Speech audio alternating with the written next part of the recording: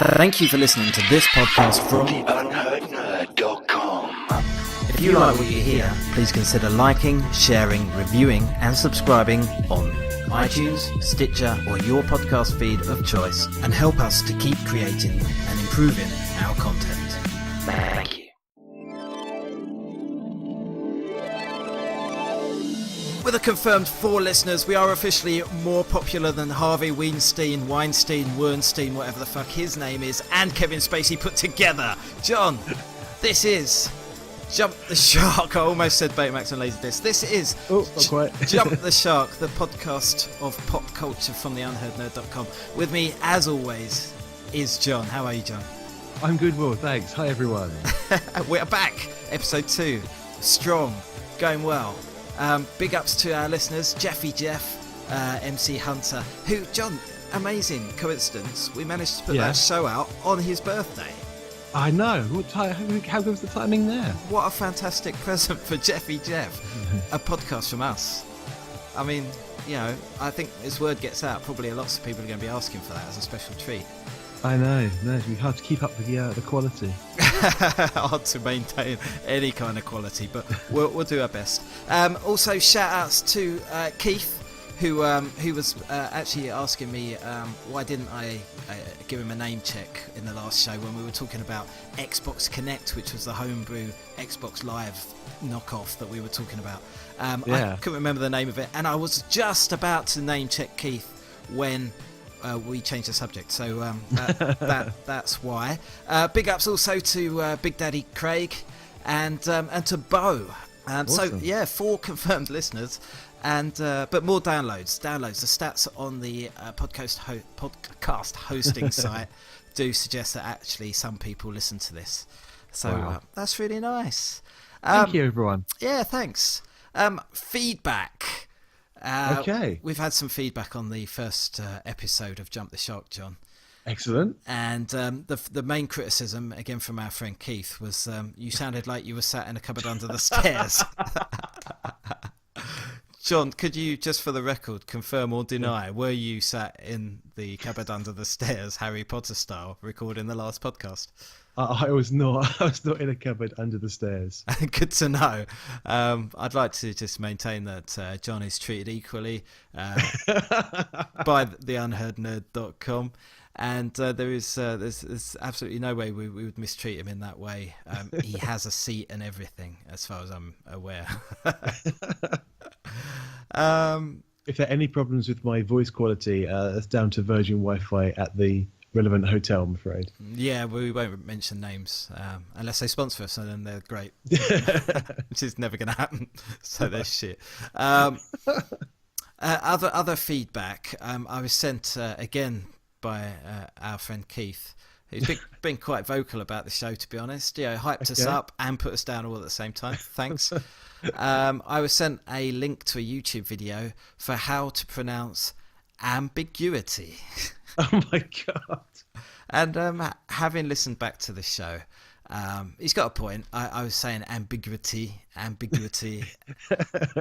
it should of course be ambiguity. It's difficult, but once you're in the flow and then you're talking, it just comes out. Ambiguity. Does it really matter as long as we know what word it's supposed to be? Yeah, Keith. Anyway, I sent him a link with how to pronounce the phrase "go fuck yourself," which he took in good faith. So that was the feedback. But if you would like to send us feedback, we'd more than love to hear from you, positive or negative. In fact, we're more likely to read out the negative stuff. So send your hate mail to you can email us. It's theunheardnerd@gmail.com. You can hit us up on Twitter. It's at the Unheard Nerd or at that. It's how do you spell that? Interesting. Glad you asked. So it's at the Unheard Nerd or at that Nerd Will or at UK Film Nerd. Obviously, John is UK Film Nerd. I'm that Nerd Will. And you can find us on Facebook. It's facebook.com/The Unheard Nerd, where I'm pretty sure it says we respond sometimes on that little bit on our page. Some people, it says I usually respond within 15 minutes, usually respond within an hour, may respond some point in some time, but we'll mention you on the show. So we'd love to hear your feedback. Hit us up, ideas for the show, any content you want included, what you don't like. Let us know, and we'd like to make this show interesting for our listeners, all 4 of them. Ordinarily, we'd start the show with what have you watched since last time, but I'm going to go off on a bit of a tangent already, John. Okay. And I'm going to start on a topic that's it's not common ground for us to cover. Okay. And don't judge me. I was looking at the internet. And I was looking at... Careful. I know, it's dangerous, dangerous ground. And I was looking at a picture, and it may or may not have included some boobs. And, oh dear. But my focus was unusually drawn away from the boobs and the rest of the anatomy. And my focus was drawn to the hand of the wonderfully talented lady in the picture. Right. Like I say, don't judge me. I'm not saying how I came across this picture. For all you know, someone might have emailed it to me and said, look at this. Because in her hand was a sex toy. Okay. Nothing unusual about that in that particular type of content. But upon closer scrutiny, because I felt this picture deserved closer scrutiny, yes, I was amazed to discover the sex toy was a xenomorph. It was an alien from Aliens sex toy. It was an alien dildo. What? Black xenomorph dildo. Okay. Okay, now, everything else forgotten, like why I was looking at that picture. Let's come back to that later. It's in the bank now. This blew my mind. It's like a xenomorph sex toy. I never knew such a thing existed. But alas, they do. And actually, they exist in different versions and variants. You can get like the chest burster. You can get one of those. That makes sense. Yep. That's slightly smaller and more white, fleshy coloured, like the one in the film. And then you can get also like the full size black xenomorph sex toy. I mean, I'm trying to picture this. When you say a xenomorph, are they modelling like just the head? Just the head. Just the head. Because I could see how the head could be a sex toy, but not like the head and the body, because the angles would be too weird. Imagine the xenomorph looking straight up, horizontally up. Oh, I see. They've modded it that way. And with the body sort of, stretched out and arms to the side and I see. So, very Geiger, obviously. Geiger, H.R. Geiger, very responsible for the look of the Alien films and the xenomorphs. Indeed. Yes. But it just made me wonder. I mean, who's out there thinking, do you know what I'd really like to put inside me? I'd really like to put a xenomorph inside me. And it's there. It's available. But ribbed for her pleasure. Very much so.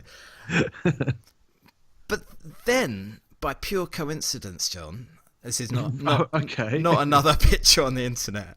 Oh, right, okay. Just before The Last Jedi hit cinemas, mm-hmm. there was a range of Star Wars sex toys released. Oh, God. I get the feeling these aren't actually officially licensed. Actually, no, these ones weren't. They have different names, but it was like, Darth Helmet or something like that, Okay. Or Dark Vader, things like that, So what they were supposed to be, but there was a C-3PO version. Oh, God. R2-D2. Like Darth Vader, Stormtrooper, sex toys. So I was just wondering, this is a whole market that I never knew existed, pop culture sex toys. So I'm going to do a little bit more research into that, and maybe on the next show I'll reveal my findings, and maybe some pricing and where to buy them as well. I haven't got that far, I'm afraid. It's certainly not something I'm going to suggest we introduce into the Harrison household. But yeah. So there we are, sex toys. I thought I'd throw that in there. We wouldn't have done that on the old movie show, would we? Well, nerds can be girls as well, so fair play. Absolutely, yeah. No, but I mean, we wouldn't necessarily talk about sex toys on our movie. Oh, no, it's a very different opening. It's going to take quite a while to beat that opening, I think. It certainly will. With that done and dusted, I was so excited. I just needed to get that news out there. That's fine. Let's do what have you watched since last time, John? Quite a bit. Ooh. I saw the latest Pirates of the Caribbean. Was it Did Men Tell No Tales? I don't know, mate. I don't know how many of those they've made. Because it's got several names depending on where in the world you live. It's Salazar's Revenge, I think, in America. Oh, yeah. Anyway, that's quite entertaining. Has it still got Johnny Depp in it? Yes. CGI Johnny Depp? I don't. You don't seem too sure. There is some young CGI Johnny Depp, which is just odd. Okay, I'm not a fan of CGI people. I know. Whereas I think the highlight of that has been the Michael Douglas Ant-Man, which is fantastic. This CGI Johnny Depp is more like your what's his name? Kevin Bridges, is it? Jeff Bridges. Jeff Bridges from Tron. Yeah, that was awful. Tron Legacy. That kind of level of CGI. It's like, he just looks odd. Yeah, I mean, there have been a few examples of CGI people generally trying to make them look younger. Obviously, Rogue One, we had Grand Moff Tarkin and Princess Leia. Now, I love that film, but those two characters, those CGI characters, take me out of the film every time. I just can't. I can't deal with it. It's like, I know they're fake. Yeah. I can't go with it. An example that wasn't too bad, and I think within the context of the film, there's a reason, was Robert Downey Jr. in whichever Avengers film it was. Was it? Or it might even have been Civil War. Maybe. Might be Civil War, I think. Yeah. That's very well done. That's good. Not bad. I mean, I could still, you can still tell that it's CGI, but it's meant to be. It's like a hologram and everything. So I see. I can kind of go along with that. CGI Jeff Bridges was the worst. They hadn't figured out how mouths worked at that point. And there was another example. I can't think of it. But okay, so is Johnny Depp actually in the film as an older person in the present, or is it just CGI young Johnny Depp? No, that's just for a flashback sequence telling some story. It is just normal Johnny Depp as Captain Jack Sparrow in another adventure on the high seas. How many of those films have there been though? There's been loads. This is the fifth one. Fifth, wow. And you do get the feeling that they're trying to pass it on to a couple of other major characters in the story, but I don't know do we need a sixth one? I don't think so. At least the story was easy to follow this time. A lot more than 2 and 3 got quite confusing. I can't even remember what happened in numbers 2 and 3, to be honest. I think I've only seen maybe the first two, or maybe I saw the first one and then the third one. I can't remember. I think I've seen 2 of them. I think. Yeah. I'm not really a fan of swashbuckling. Yeah, just generally swashbuckling and Lord of the Rings. Not my bag. Yeah. Not really. Okay. What else have you watched, John? I saw Justice League. Oh, I'm sorry about that. Do you need counselling? No, I think I'll be okay. It's one of those films I think that I just kind of forgot about everything and just enjoyed it. And then when I thought about it afterwards, my enjoyment level then starts to slightly start going down the hill. The Last Jedi effect. It's like picking all the holes in it. I mean, the big. Have you seen Justice League? No. I do intend to. Yeah. The plot is paper thin. There's barely any plot. It's I can't remember the guy's name now. The main bad guy wants to collect these 3 powerful cubes that are hidden in different places, and with them he's going to destroy the Earth. Why? Don't know. Never find out. Oh, wow. But he's just hell bent on doing it, and Batman, Aquaman, Wonder Woman, and the Flash are going to go try stop him. They've got to learn to work as a team as well. The DC movie universe is in poor shape, isn't it? It's not. Oh, it's terrible. It's terrible. It's on life support. They're getting to the point where like, should we just let it die, or should we keep it alive a little bit longer? And they've just put someone new in charge of the DC yes. extended universe, haven't they? I mean, the latest rumors are going around that Warner Brothers don't want Affleck as Batman, and apparently Jake Gyllenhaal is going to be the new Bruce Wayne. But well, I mean, you hear rumors that Batfleck doesn't want to be Batman. he's like, no, he's like, he's going to direct the next one. I'm going to direct the next one, and I'm going to be in it. I'm not going to direct it, but I'm still going to be in it. And now he's not going to be in it. I don't know. It's just, I can't see Jake what Gyllenhaal. a mess. Jake Gyllenhaal as Batman doesn't work for me. No. I mean, there's an ancestral element to that as well, because obviously his sister was fuck whatever her name was in the when she turned in from Katie Holmes into Maggie Gyllenhaal. Oh yes. What's her name? Oh fuck it, Google Rachel something. Rachel Dawes. Rachel's good enough. I remember Rachel. I remember Batman screaming Rachel, so that's close enough. Pretty sure it's Rachel Dawes. So Katie Holmes was Rachel in the Batman Begins, and then Maggie Gyllenhaal was Rachel in The Dark Knight. That's right. And now, if Jake Gyllenhaal is Batman, effectively he got off with his own sister. I don't like the sound of that. It doesn't sound right. So I'm vetoing that one. If that happens, I'll be outside cinemas with banners saying Batman shagged his sister or something like that. You'll be standing next to the release the Snyder Cut crowd. Oh God! I mean, really? I mean, I think if the film had have come out and Snyder hadn't, I mean, obviously tragic circumstances that led him to leave the production of that film. I think his daughter was very ill or died or something. I obviously did my research on that, and so he couldn't carry on with the film, and so it was Joss Whedon took over, didn't That's it? right. Yeah. Joss Whedon come in, did extensive reshoots, and finished off the film. Right. So if it was shit after Joss Whedon had his go, but I guarantee if everything had gone swimmingly, it still would have been shit, and people would have been, saying, "Oh, bring Joss Whedon into the DC universe; he'll do a better job." Shame. I really wanted the DC universe to work because I like the characters, probably a bit more than Marvel characters, but the films are shit. And Henry Cavill's upper lip didn't help either. God, yeah, dodgy CGI. I mean, that was our intro last week, which was weak in itself, but apparently the CGI is even worse. It's terrible. I mean, slight spoiler, Superman's not in it that much, and when he does turn up, it must have been everything they reshot, because you just can't help looking at his top lip and going, what's wrong? Why has he got CGI Jeff Bridges' mouth?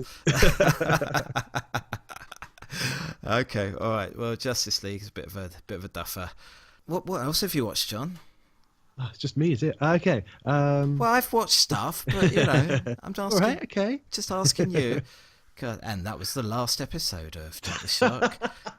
They disbanded due to artistic differences. All right, you do one, and I'll do one. Okay.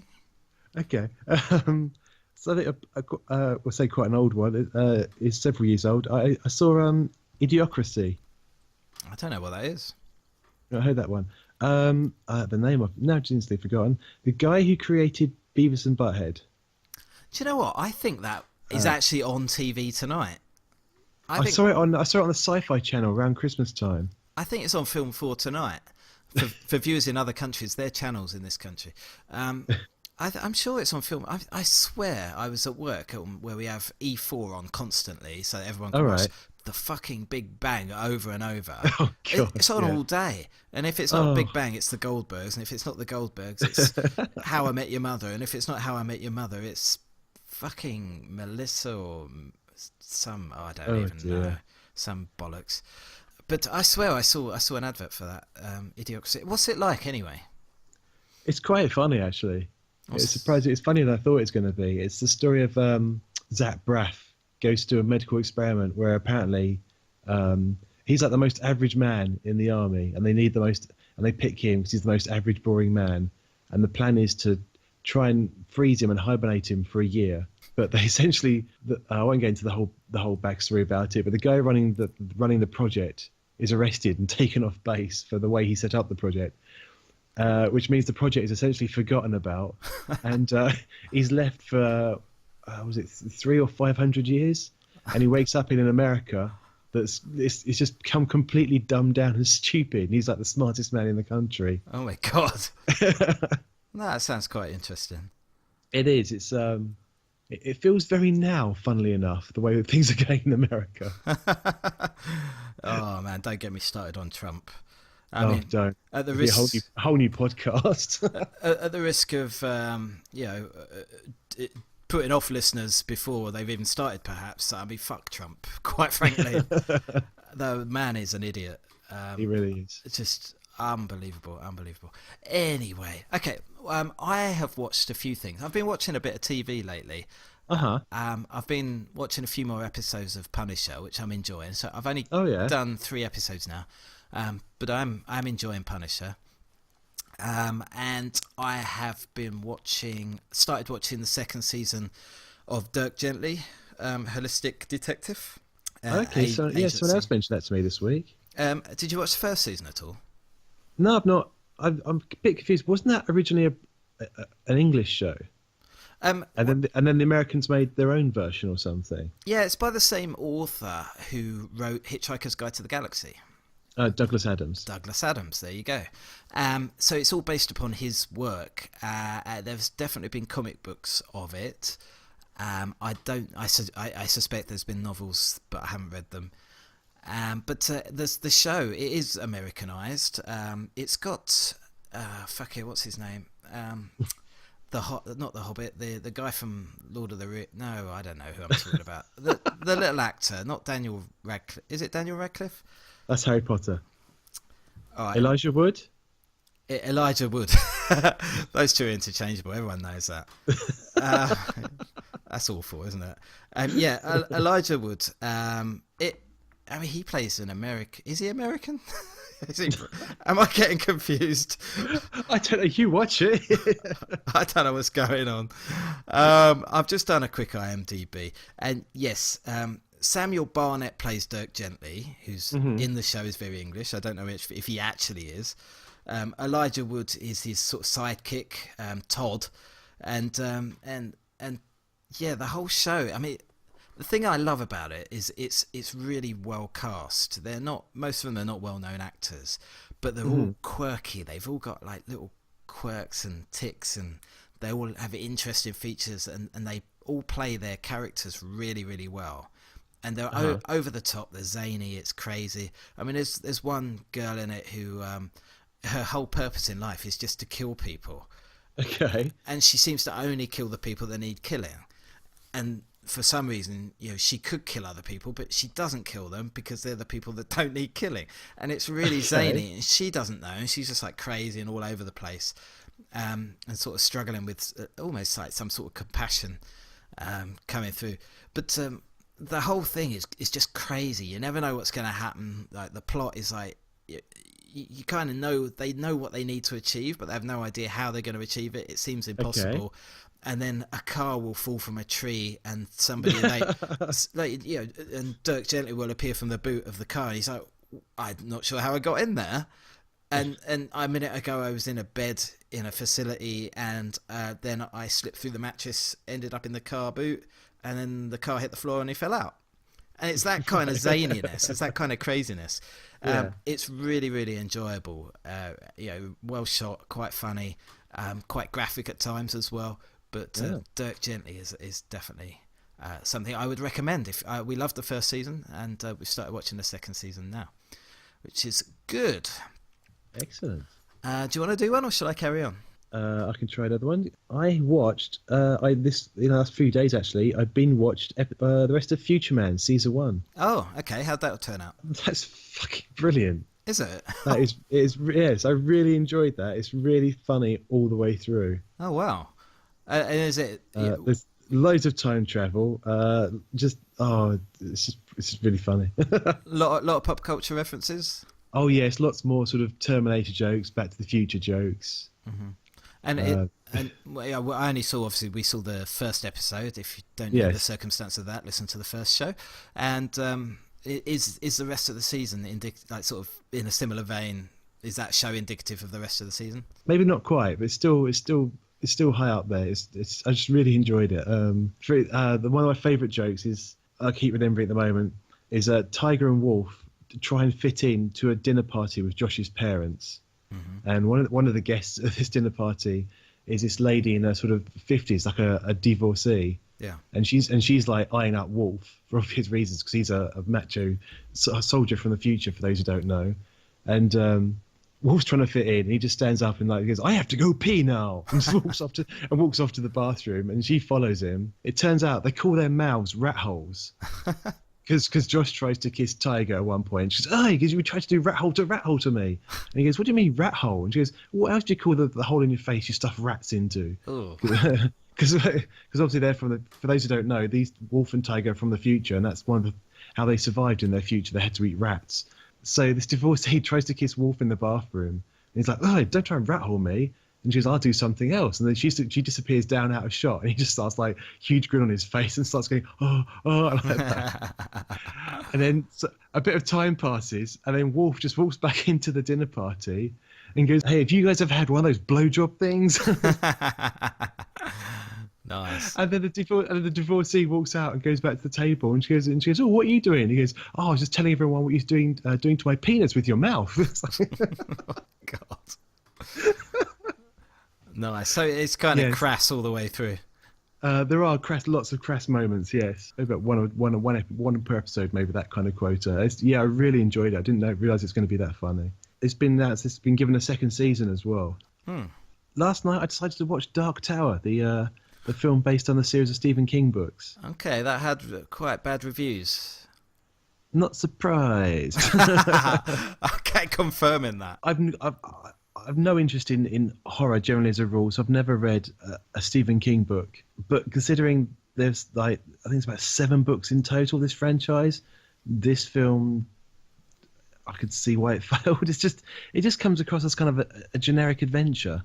Okay. There's nothing really that made it stand. I mean, you don't even find out why the bad guy played by Matthew McConaughey is doing what he's doing anyway. Okay, I don't know anything about the subject matter. I've not read the book. I haven't read any in-depth reviews. I haven't sort of investigated or read about why the film is so bad. The only thing that sticks in my mind is somebody saying, I don't know how, but they managed to fuck it up. What should have been quite an easy film to make and to adapt, actually is a real shit pile. Well, I did a little bit of research afterwards to find out, how was it so messy, and apparently J.J. Abrams was given the task of turning it into a film, and he turned it down after a while, saying, "No, it can't be done. There's just too much. I can't turn 7 novels into one film." So Ron Howard was brought on board, who people may currently just helping out finish the new Han Solo movie. He planned to do, I think it was 2 movies, and then have a TV series either underpinning that or acting as a continuation. But Universal were like, "No, that's too expensive," and they gave it to this other guy, I can't even remember his name, who produced the film /mess / Shame. It's just a generic adventure. That's all how I can describe it as. It's all right to watch, but it doesn't. I just feel like there's missing stuff. Am I right in saying Idris Elba stars in that? Yes, he plays the gunslinger. Okay. Okay, so one to avoid then. Yeah. Or you can watch it and just be like, nah. So Okay. It's not so bad. It's worth avoiding, but it's just nah. Sometimes, John, bad films come along. Films that maybe you don't enjoy, maybe other people do enjoy and you still don't enjoy. Maybe sometimes you give them a second chance, and that's exactly what I did with Star Wars: The Last Jedi. You watched it again? I went back to the cinema with my wife for a second time, and with my kids, who we just desperately needed to get out of the house and needed an excuse to go to the cinema. So we went, comfy seats, fell asleep.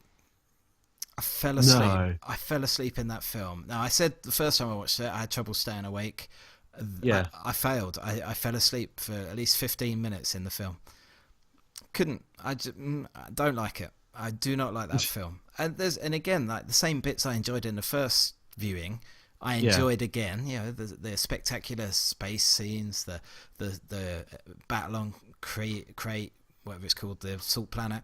I still laughed at the comedy and the one-liners, but again, we get to the Princess Leia scene, floating in space, and so I turned off. I switched off mentally. I didn't enjoy it again. So yeah, shame. I tried, but couldn't. Just couldn't stay on board. But you did mention Ron Howard, and you did mention Solo. And Indeed. I had a few tabs saved on my phone of things. The first one is Geeky Sex Toys Alien. The second one is that today, as of now, we have an official synopsis for Solo, a Star Wars story. So I'm going to read that out. Get ready for blandness, everyone. This will blow you away. Board the Millennium Falcon and journey to a galaxy far, far away in Solo, a Star Wars story. An all-new adventure with the most beloved scoundrel in the galaxy. Through a series of daring escapades, deep within a dark and dangerous criminal underworld, Han Solo meets his mighty future co-pilot Chewbacca and encounters the notorious gambler Lando Calrissian. In a journey that will set the course of one of the Star Wars saga's most unlikely heroes. That's it.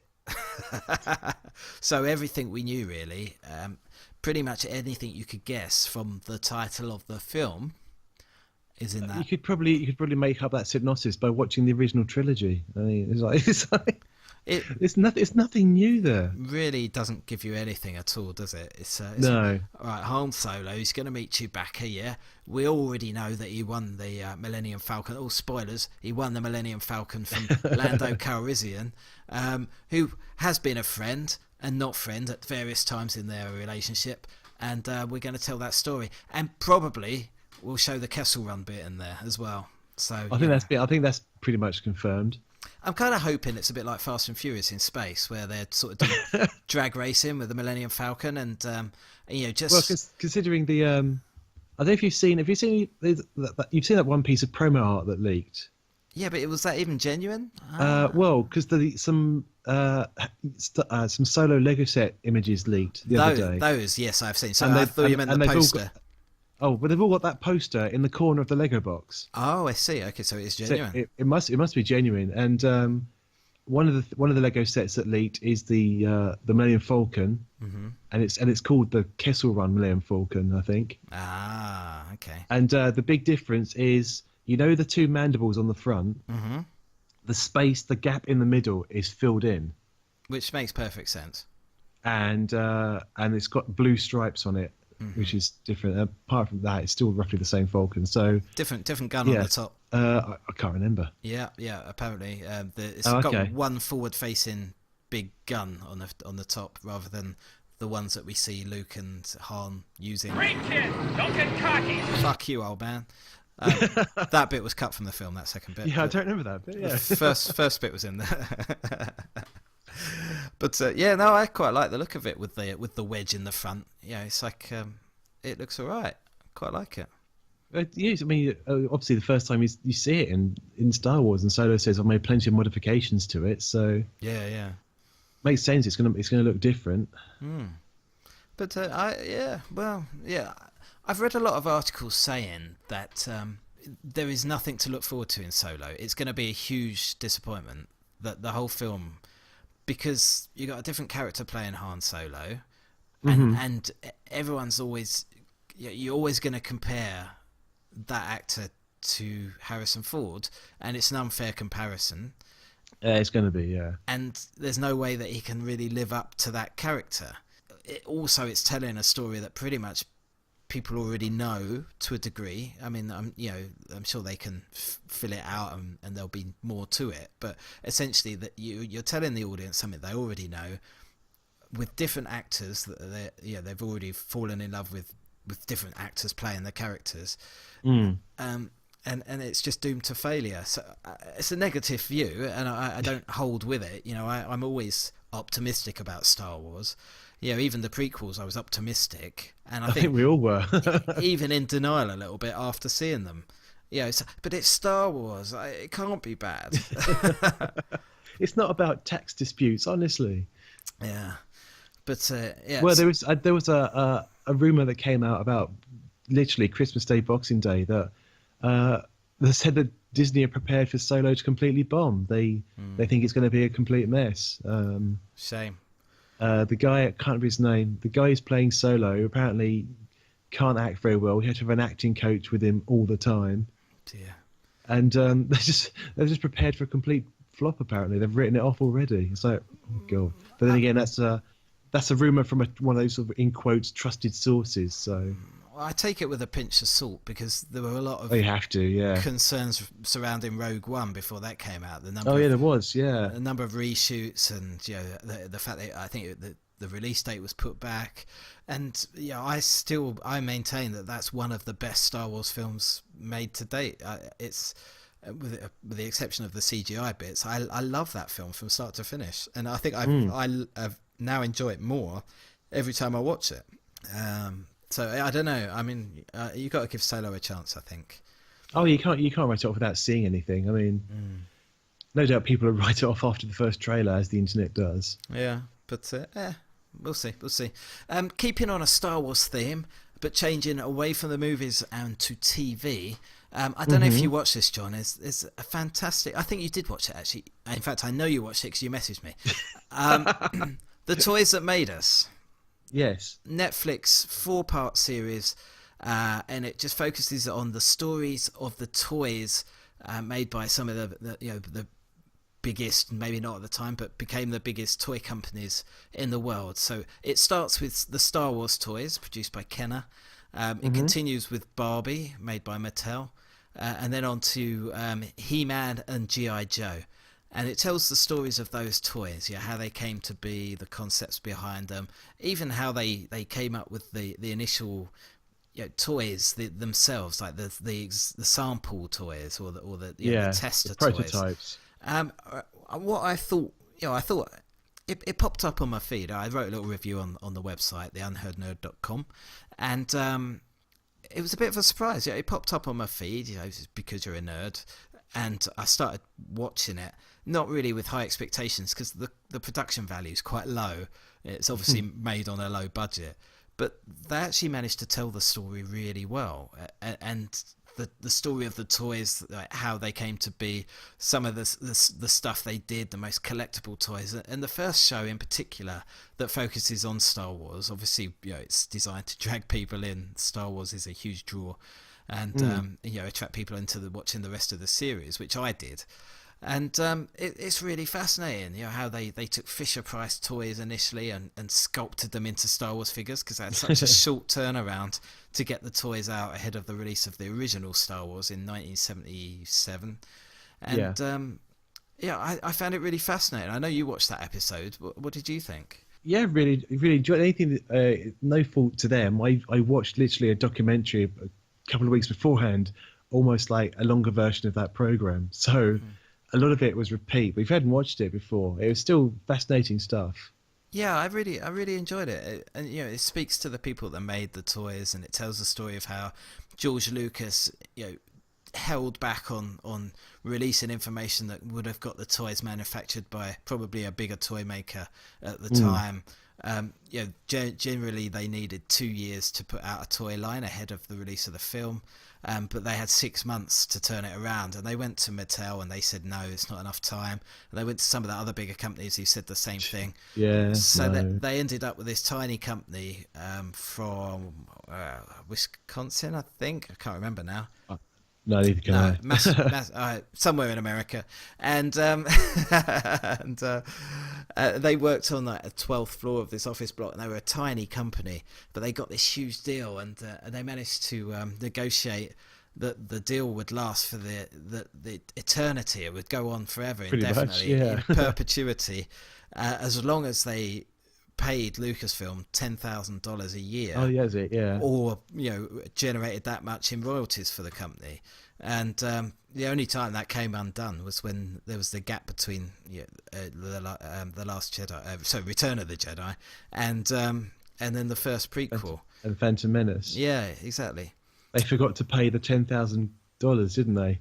Well, they were taken over by Mattel. Kenner were taken over by Mattel. Yeah. Mattel didn't see any worth in it because there were no films coming out, and there was nothing new to make, no more toys to make, and they thought it had its day, and so they were like, fuck it, we won't bother paying. And then Lucas came back with the prequels, and it was able to renegotiate a much better deal with the toy line. But really fascinating behind the scenes story. And I did go on to watch the Barbie one, and I don't think you did you? No, I was watching them with my other half, and we decided to skip Barbie and G.I. Joe because we don't really know those toys, so decided to. But I don't know much about them either. My girls have had Barbies, and I think my wife has murdered them somehow and disposed of them. She's not a big fan of Barbie. That whole false body image thing doesn't sit well with her. She's not done the same with the Elsa and Anna and all the other Disney fairies, whatever they are, princesses. I watched it, and it was still fascinating because Barbie originally was based on some like slutty German doll that guys would give to women if they wanted to have sex with them. It was, that's what it was based on, and you go through the different body shapes and tweaks and designs, and the introduction of Ken and all these different things, and how that sort of diluted and the market for boys' toys, because it's just fascinating the way it all fits together, because it kind of fits with all the other stories as well. And then I went on to watch the He-Man one, which I'd never realised that the toys came first, and then they made the TV series afterwards. I always presumed it was the other way around.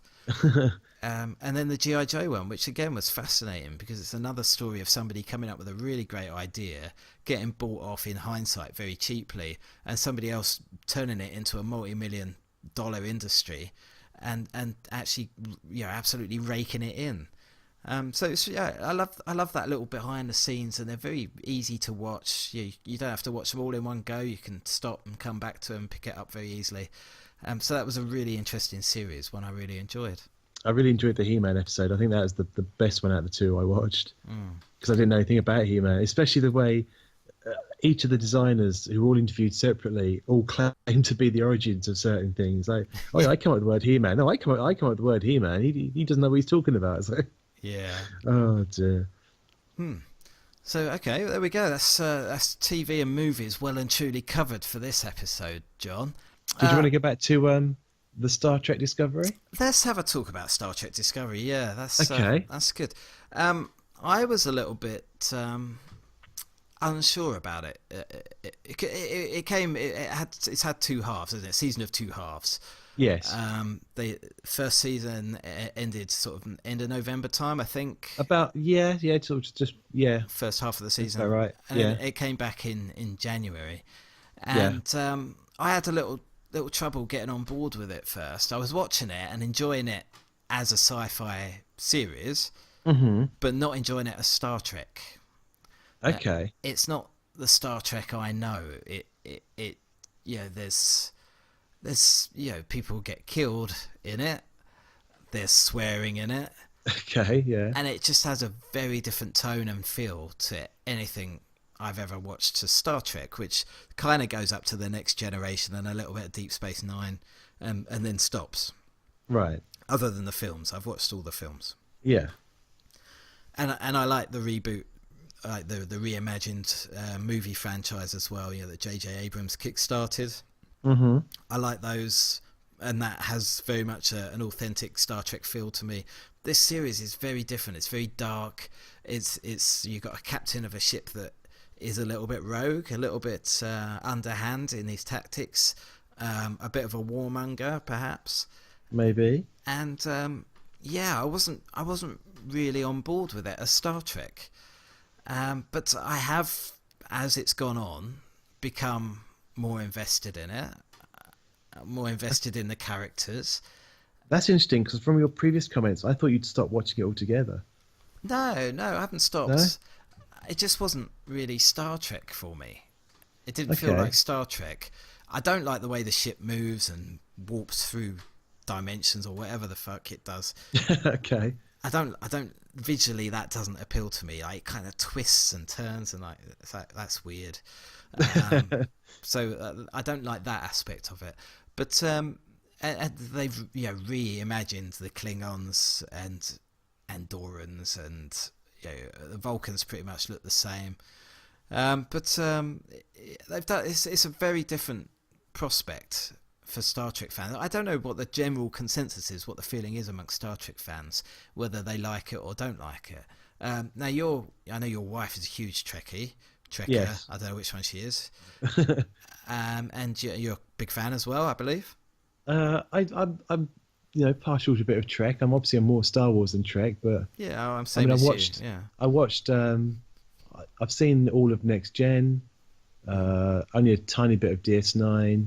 I think I've seen all of Voyager. Mm-hmm. Okay. And maybe 2 or 3 episodes of Enterprise. Yeah, I never got on board with Enterprise, but I think I was at an age where I had other things to do. Probably like drugs and stuff. I don't remember. It's probably high. But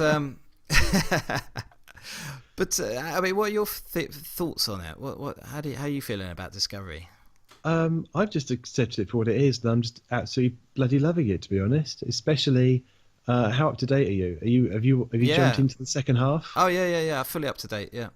Obviously, at time of recording, I haven't seen the one that's just been on. Okay, I'm ahead of you then. So I've seen the one before where they established they're in this mirror universe, and it's just been absolutely fantastic. Okay, I mean that's something that I want to touch on. So at time of recording, there are 11 episodes out. I've seen up to 11. You've seen up to 10. So no spoilers for episode 11. But what they've done is that in the first half of the season, they've established the universe kind of as we know it, Star Trek universe, but under very different terms. Like I say, they're on the brink of war with the Klingons, or they're at war with the Klingons, and things are not as squeaky clean as we used to in Star Trek. The Prime directives and all that, the Starfleet, I don't know, rules and regulations, for want of a better description.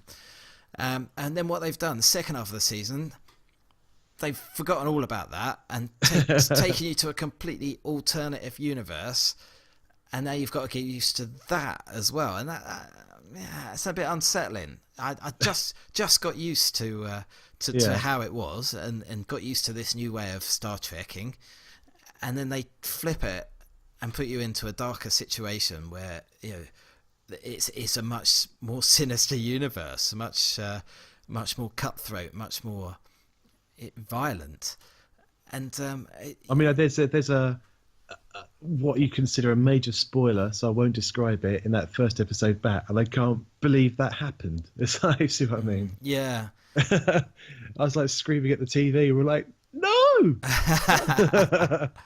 But yeah, I mean, it's very, and it's interesting in the way that it doesn't hold back on switching things up and changing things around, and how the characters continue or don't continue without you giving too much away, and it's it's very different, and the biggest difference about this series of Star Trek for me is that most of the other series have been sort of 1 episode stories. Or 2 episode stories at most, maybe the odd 3 or 4. But generally, everything's wrapped up neatly at the end of every episode. This is just one continuous story. Yes, it's possibly just say two story arcs. Yeah. Because you put the first was it first 6 or first 6 were pretty much self-contained, but at the very end of that 6th episode, it created the situation for the second half. But what I mean is, like, the characterization and the character building has continued. It's sort of It's not so much episodic as serialistic, if that's even a word. Serialized. That's more like it. English. You can't just watch one off and try and jump in, can you? No, that's exactly what I mean. Yeah, you can't. With the Next Generation, you can literally pretty much pick any episode. You can watch it, and as long as you've seen a few, you know who the characters are and you know what's going on. And by the end of it, it's all wrapped up nicely, and you can go off and pick another episode, and it doesn't matter what order you watch them in, really. I mean, Riker's beard will be in different stages of growth, but whatever. But this, you really have to watch, in sequence. I mean, it's good. It's not Star Trek as we know it, but I think Star Trek has to evolve and it has to change. The only thing I worry about is that by doing that, you're taking away some of the core essence of what Star Trek is and making it kind of a lot more like a lot of other sci-fi series. So I don't know. I mean, wait, do they actually call themselves the Federation at the moment? I can't remember. Yeah, they do. Yeah, they do. Yeah, but it's just kind of. I mean, obviously it's set pre Kirk. It is almost literally us just exploring space, almost, isn't it? Yeah. So all the rules and regulations don't exist yet. Well, Spock's father is in it, Sarek. Oh yeah. And Burnham is kind of Spock's half step brother. I don't know whether she was adopted, wasn't she, by Spock's father. So they're kind of related, and it does reference Spock. Spock is out there doing something. Yeah. So it's kind of just before the whole Enterprise shizzle kicks off. So it's difficult to place on a timeline. I tried to find some nice diagrams, and I thought it was in the Kelvin timeline, but it's not. You know the movies when they spike off and the timeline is changed. Yes, that's the Kelvin timeline. Okay. And then you've got the Prime timeline, which is what all the other Star Treks are on. Yeah. And I thought this might be based on the Kelvin timeline, but it's not. It's on the Prime timeline, apparently. All right, okay. I mean, that's getting super nerdy about stuff. Probably not worth doing that. Just enjoy it. So, yeah, I mean, it gets to Monday, because they're shown on Sunday in America, and they're shown on Netflix here, rubbing it in, on the Monday. We might get a day later, but everyone can watch it. Because it's kind of just on, is it CBS's? Yeah, CBS All Access, a subscription. So you have to subscribe to their service to actually watch it over there, except they've just put it onto Amazon, I think, in the United States, but probably quite a bit behind. I would have thought so, yeah, because that's the Discovery is the main pull to make people sign up for CBS All Access. Absolutely, yeah. So, I mean, yeah, there's that. It's on Netflix. Something else coming to Netflix is Black Lightning. Which is a CW DC program, I believe. I think it's based on a DC character. Okay. I'm pretty sure. Probably will cross over with Supergirl and that universe. Arrow the Arrow and Flash and yeah. I think so. I think it starts maybe this Thursday or next Thursday, sort of mid to late January here on Netflix. But it's kind of weird because all those shows in America, this is America has it good. All these shows are on the CW. It makes sense. Yeah. They're all on the same network, all on the same network. Here, they're fucking everywhere. They're all in different places. I know. Well, the Arrow's on Amazon, isn't it? On Amazon. It was. And the. Where's the rest? The Flash. I don't know where they show the Flash. You can get it through Amazon, but it's not part of Amazon Prime. Oh, Christ. Supergirl, no idea where you watch that. I think that's on like Sky, one of the Sky channels, and you have to be a satellite subscriber to that, I think. Was there another show with a whole bunch of them working together? A whole bunch of heroes working together? Legends of Tomorrow, I think. Yeah, that one, yeah. I don't know where that is either.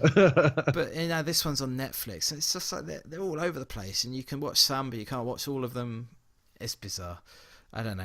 I don't get it. Weird. But so that started. So I'm probably going to give the first episode a watch of that and see how that goes. But so much TV to watch, it's difficult to get through it all. I know. Taking a slightly different tact, John. Okay. I just want to touch on this. Fast and Furious Live is coming to London. It is. I have seen that, yeah. I'm fascinated by this. I'm not going to buy tickets, though. That'll be extortionate, but yes, but yeah. They're not that bad. I may or may not have looked at the prices. Did I read Vin Diesel's showing up at the opening night or something? I'd be surprised if he didn't. They need some sort of big stunt to advertise it, don't they? Will there be a huge screen that's got they could call it a gear cam, so you can watch the cars going around the arena. We can also glance up and see all the gear changes. I hope so. 12 gear car. That's a running joke here. Yeah, so many gear changes. But it looks. I think it would be a really fun thing to see, and I think we've probably discussed before. I'm quite a fan of the first Fast and Furious film. It's completely trashy. It's awful, but it's quite fun in the same way that Point Break is, because it's effectively Point Break with cars. It's the same story.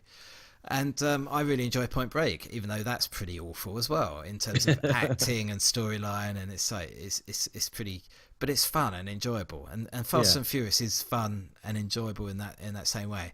Now, I think I've seen Fast and Furious 2. I think I've seen Tokyo Drift, but after that, I haven't seen any of them. But that first one I thought was really fun. But cars doing stunts in an arena surrounded by people. What could go wrong? I think it'd be worth a look from one of the high seats. I'm sure they have very high health and safety standards. I'm sure they do. Yeah. Wasn't it that Spider-Man show in America where Spider-Man kept dying or something, or getting injured? And really? Loads do you mean the Broadway show? I think so. I think they had to cancel it because they couldn't work out how to achieve the effects safely, could they? I think Spider-Man, a few people got injured on that. Yeah. But there we go. Okay, books, John. I've just finished another book. First book of the year is down. And to be honest, it's one I started last year because it's a whopper. It's massive. It's 43 chapters of sci-fi drama, sci-fi space opera, I suppose you would call it. And it's by Alexander Reynolds, and it was called Pushing the Ice. A massive book. I bought it in second-hand shop, the library around our way. They were going to close it, so some guy bought it and continues to maintain it as a library, but it's self-funded, and so they have a second-hand bookshop in there. And when we finish with our books, we donate them to the library so they can sell it and keep it going. Cool. So I go in there and I buy books. So I give them like 5 books, which they can sell for a tenner, and I buy a book for 12 for £2, and I feel hard done by that deal somehow. But it's for a good cause. Yeah. So I took a chance on this book mainly because it had a really cool cover. Oh, dodgy. Yeah, and never judge a book by its cover. I just finished, I think it was Artemis, the Andy Weir book that we discussed in the last one. Yeah. And I was looking for something quite short, really, just to cleanse my palate. And I couldn't find the book I wanted, so I was like, oh, fuck it, I've got that sitting there, I'll watch it. I'll watch a book. That's a whole other subject. There's this topic in there. Do you read audiobooks? I mean, actually, it's not even worth discussing. No, you fucking idiot. You listen to an audiobook. You read a book. Anyway, carrying on. So I had it sat there, so I thought, I'll give it a go. I picked it up. I couldn't put it down. It's amazing. Like, absolutely detailed. Starts in the future, I think 2053, something like that. It's an ice sort of comet mining craft where they mine ice and water. I think to feed colonies and what have you, to give them ice and water. And then there's one of the moons. I think it's around Saturn. I think it was so long ago I started the book. I can't remember which planet it was. Suddenly breaks orbit and starts moving out of the solar system.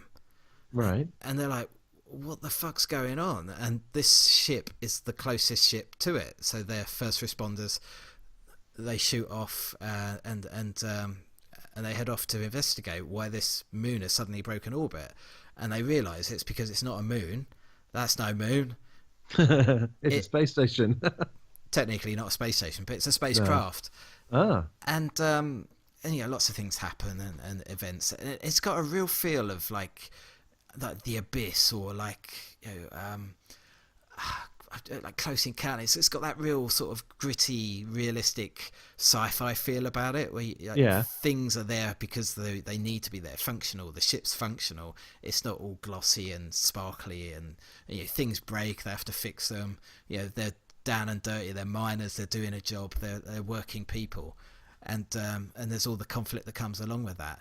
And I mean, this book spans millions of years of time. Like, a million years at least, probably more, Okay. in actual time. So you think you're starting in the future, and you're going millions of years further into the future. Oh my god. And how the author imagines that, it's really fascinating. I don't want to spoil it, because I mean, most people are not going to read it, I'm sure, but it is absolutely fascinating. You know, how they sort of meet different cultures, and the reason why they end up getting dragged across space, and to them time is moving, you know, quite normally, but in actual fact they're moving so fast that time is actually going much faster than they think. And by the time they actually reach their final destination, Earth probably doesn't even exist anymore. It's crazy. It's like all these different concepts, and how they make contact with their past selves. Really fascinating, really great book. I definitely give that one a 5 out of 5. Great read. So there we go. That's my book review. Comic wise, not really much to report this week. I've kind of been catching up on old comics, because, as I said in the last show, I buy a lot. I don't necessarily read a lot. And they stack up, and they're all in a long box behind the sofa. So I've just been catching up on a few old comics, really. So nothing much there. Anything else, John? No, I'm taking a break from comics. I've decided to. I think I'll stick to the sort of the 4-issue series, 6-issue series, that kind of length. Yeah. Because I was following Star Wars, but then. Just the way my life works, I give comics a break for a while, and I come back to them and go, "What happened to the last issue? Oh Christ, I can't remember." I know what you mean. Yeah, so I've got 10 or 15 issues of stories, like long running stories, or titles that now I'm going to go back to, and I've got 15 issues I haven't read. What happened in the last one, exactly the same as you. I can't. It's difficult to pick up, and then you sort of have to go back a few issues and read, and it's like, oh right, okay, yeah, I remember what's going on there. It's a bit of a waste of time. I did go to my comic shop and pick up the latest batch, and I struck Poe Dameron off the list. Okay. I've probably got 7 issues of that to read. And I'll probably regret it. I'll be like, oh, damn, it's just really good now, and I've cancelled it. But I'll live with that. Well, when these new Star Wars comics come out, I just thought they're going to be limited runs. Yeah. So, oh no, it's carrying on. It's not stopping. So some of them are. There's like Star Wars Citadels, I think it was called, or something like that. I remember the Han Solo one was quite good. There's one of the Han Solo backstory. Yeah. Oh, maybe that's in the film. Maybe that's why they stopped it. Like, no, don't do it anymore. You're revealing the film too much. There'll be a new comic now, Han Solo comic, with the film coming out. Definitely. Probably. Yeah. It's like they tried to. Did you read the Rogue One adaptation? No, I didn't know. They tried to make it more than just an adaptation by putting extra scenes in. All right. To reveal extra information that you don't get from watching the movie, but it was nothing new, interesting there. Really, just. I mean, as a kid, I used to get. I mean, I remember vividly the Return of the Jedi annual. And yes, I had that. And it was basically the retelling of the story. It's the film in comic form, wasn't it? But even as a kid, I was such a nerd that I would look at it and go, "That didn't happen," or "That's not the way it happened." And yeah, I could never really. I'd read it like over and over. I've still got it somewhere. I read it over and over, but it never seemed quite right with me that it wasn't quite accurate. Obviously, you find out later on. It's based on early material, isn't it? Yeah, absolutely. I mean, the one I remember for the wrong reasons. I remember picking up the. I used to have quite a lot of comic adaptations of films. I quite like enjoying reading them and seeing how they sort of link, how they portrayed the movie. Maybe it's online. You can go have a look at it. The comic adaptation of Terminator 2, it's fucking dire. Is it? The story's right, the events are right, the artwork looked like it was done in someone's lunch break. What a bizarre adaptation to make. It's really bad. Let's take a fairly violent 18 certificate film, turn it into a book for kids. Such a weird concept. Well, it reminds me of a YouTube video I watched just yesterday. The top 10 toys for kids that are based on R-rated movies. And it's true. There's been Robocop toys, Predator toys. Yeah, it's really All strange. sorts of strange toys. You know, these are R-rated movies, violent movies, and you're dumbing it down for kids to play with as plastic figures. Well, talking of, we started the show with Alien. Let's finish the show with Alien. Okay. Ridley Scott recently is quoted to have said, or reported to have said, there's no reason why the Alien franchise couldn't be as popular as the Star Wars franchise. Okay. I'm like, mate, hang on a second. Alien is essentially a sci-fi horror film. Yeah. I think the sort of key component of the Star Wars franchise that makes it popular and accessible is that it's a family film.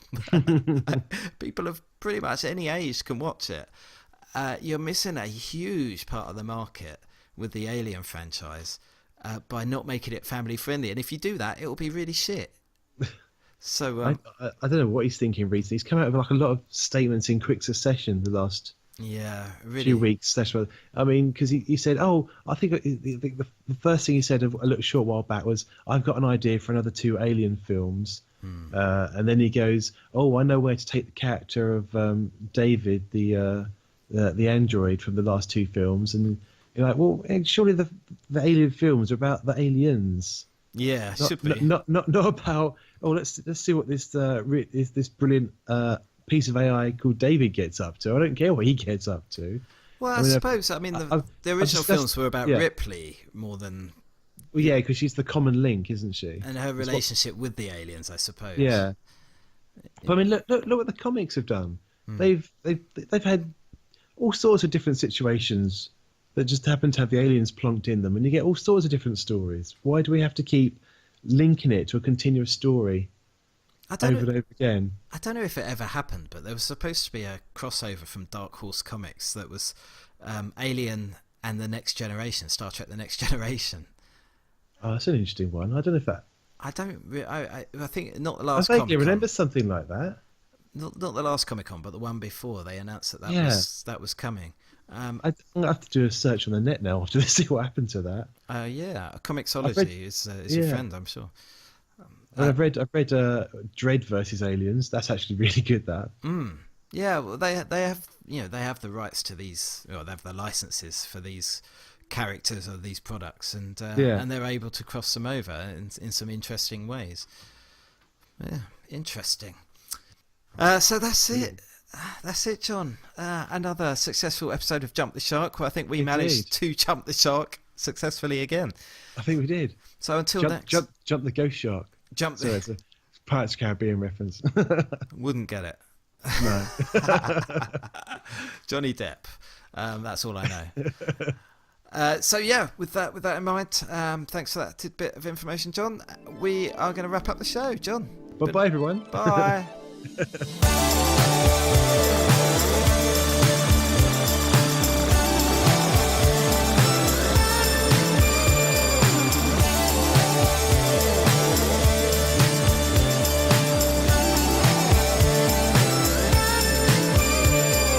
Last name feelings, first name I've got so many ready for any 20-minute time slot. Throw your confetti, I'm rolling heavy on a broad walk, shining light on societal blind spots. Call the Vice Squad, call the Night's Watch on me. I'm a half black rapper, half white walker zombie. I know you never heard of Tribe One and Rocky, but you're gonna wanna have us on your iPod promptly. Went against the grain and they portrayed me as a rebel. I don't wanna change the game, I wanna play a different level. And this beat is so goddamn dope, no joke. I almost wish it could have stayed an instrumental. I've been following a dream since barely 18. Suckers dare to compare like they're the same thing, but if this was just another harebrained scheme, why am I flyer than an airplane wing? And we jump like we never had to walk on solid ground. And we rock like we don't know how to turn the volume down. And we dance like we never wore a tux or ballroom gown. You'll know when you see us, cause we work like we didn't have an ocean, but between us. Born in this form, I was forged in a furnace, and I only want your support when I've earned it. So save your money till you're sure I deserve it. Until then, download it, torrent, and burn it. I'm not concerned with Grammys or clout. I'd rather hitch the galaxy and read the Salmon of Doubt. No friends, only fam is the chant that we shout. Trying to make the world better and our families proud. It's just a matter of time before we get to the top.